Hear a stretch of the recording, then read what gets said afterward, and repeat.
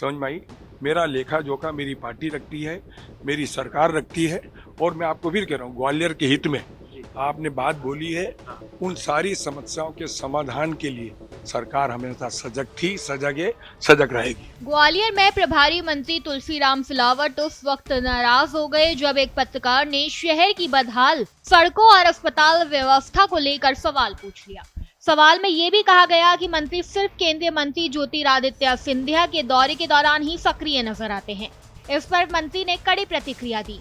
दरअसल ग्वालियर में प्रशासनिक अधिकारियों की बैठक के बाद मीडिया से बातचीत के दौरान एक पत्रकार ने शहर की अर्थव्यवस्थाओं को लेकर सवाल उठाया। इस पर प्रभारी मंत्री तुलसीराम सिलावट ने नाराजगी जताते हुए कहा कि उन्हें निर्देश देने का अधिकार किसी को नहीं है। उन्होंने कहा कि उनका पूरा लेखा जोखा पार्टी और सरकार के पास है और साल भर के काम का रिकॉर्ड देखा जा सकता है। हालांकि बैठक में मंत्री ने ओलावृष्टि से प्रभावित किसानों के मुद्दे पर भी चर्चा की। उन्होंने बताया कि ग्वालियर जिले के भितरवार क्षेत्र में 1711 किसान ओलावृष्टि से प्रभावित हुए हैं और करीब 2 करोड़ 63 लाख रुपए की राहत राशि 20 फरवरी तक किसानों को दी जाएगी।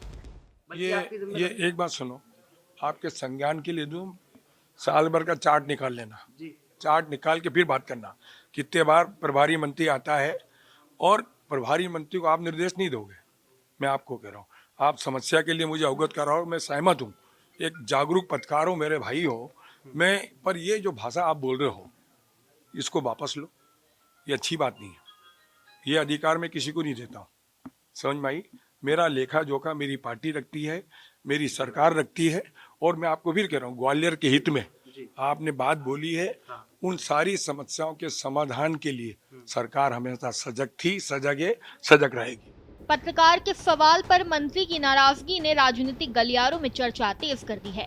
वहीं किसानों को मुआवजे की घोषणा के साथ ही प्रशासन राहत कार्यों में तेजी का दावा कर रहा है। ग्वालियर से भारत एक्सप्रेस के लिए मनोज चौबे की रिपोर्ट।